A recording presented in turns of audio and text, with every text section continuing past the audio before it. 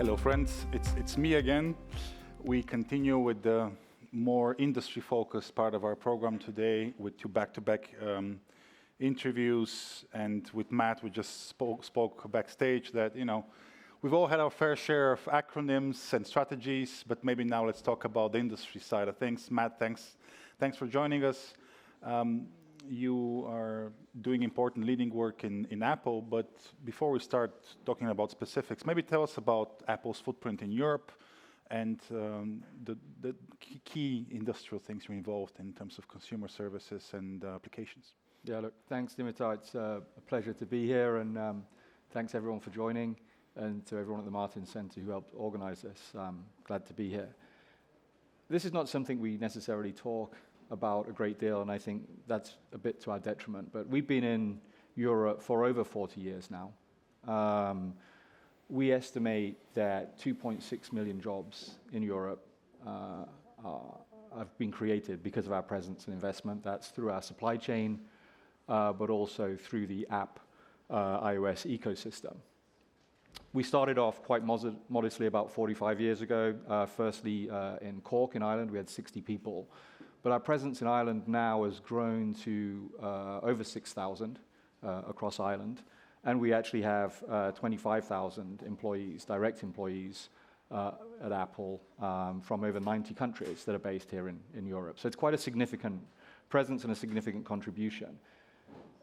In Cork, what we have is like some very, very highly talented, skilled individuals, PhD engineers, world-leading talents. Some of them are working in a new center that we created in 2022, which is an R&D engineering research center that basically looks at ways in which we can improve the durability and the reliability of our products. So, I mean, it's quite a funky place, and if any of you are ever in Cork, then you should come and see it. But it's what we do is we mimic extreme conditions in which our devices will find themselves. So if you're in Brussels, obviously, like there's cobblestones. You don't want your phone to malfunction when you're cycling over cobblestones. So we have a vibration table that has extreme vibrations to make sure that the phone continues to function. We have, apparently in Arizona, there's dust that's really fine, the finest dust in the world. So we have a dust chamber that pushes this through into the devices to see the amount of ingress. And then we take all of that evidence and that data and use it to feed it back into the production and design process so that the products are even more reliable and durable than they currently are. And all of that happens here in Europe, which I think is something that the team in Cork are proud of and that Europeans themselves should be proud of. But we also have some quite significant other facilities here. We've got engineering facilities in Munich, in Germany. We have them as well in Barcelona and Madrid in Spain, as well as across Austria. So it's quite a significant initial footprint.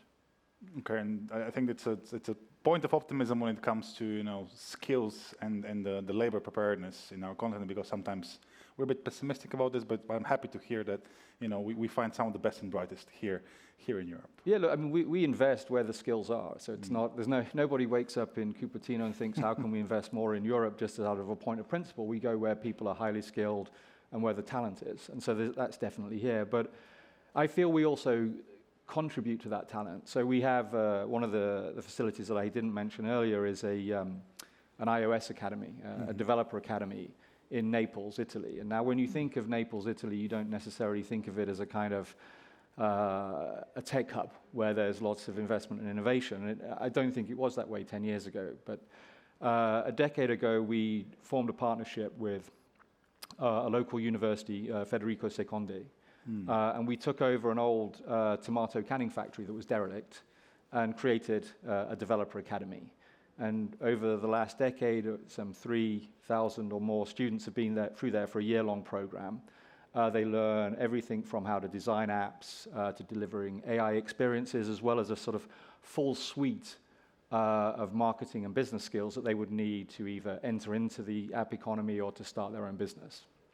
And what you've seen over the course of that decade is that initial investment by Apple has spurred a whole series of other investments from other tech companies. And Catania, which is the region now where in which Naples is based, it is now second only to Milan in terms of startups across Italy. So it's something we're sort of really proud of, and the region itself is proud of too. Okay, and the footprint is growing. That being said, I guess coming back to EU acronyms is unavoidable here, right? So in the last political mandate, the Commission was very ambitious when it comes to tech legislation, the full suites of DSAs, DMAs, Digital Markets Act, for example.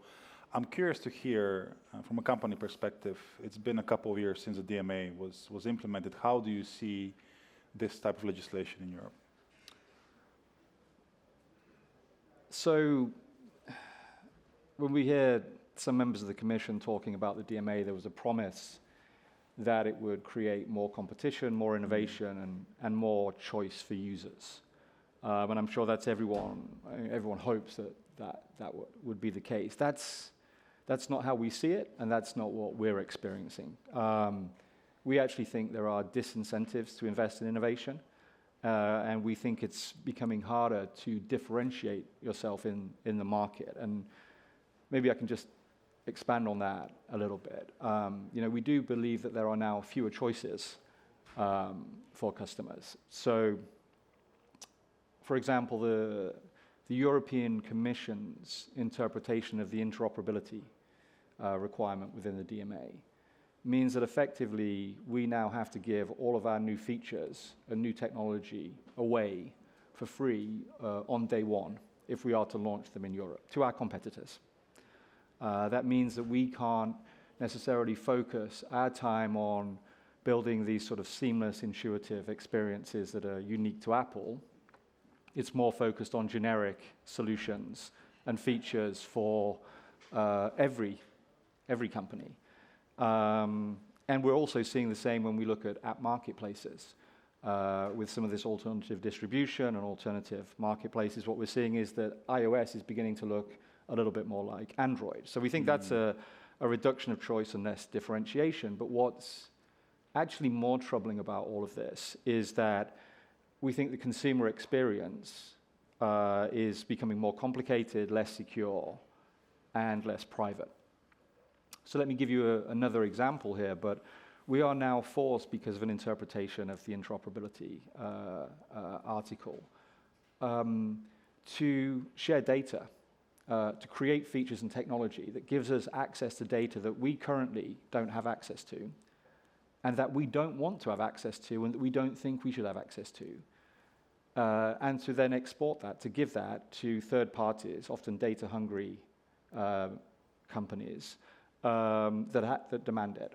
So we find that worrying, but we're also disappointed that because of the requirements of alternative distributions, you see pornography apps for the first time ever on an iPhone. This is something that would never have passed through our App Store reviews, but now because of alternative distribution is there. And so that's, for us, don't get me wrong, it's not that we don't want to compete. We compete in a very competitive market. The smartphone market, the tablet market, they're competitive.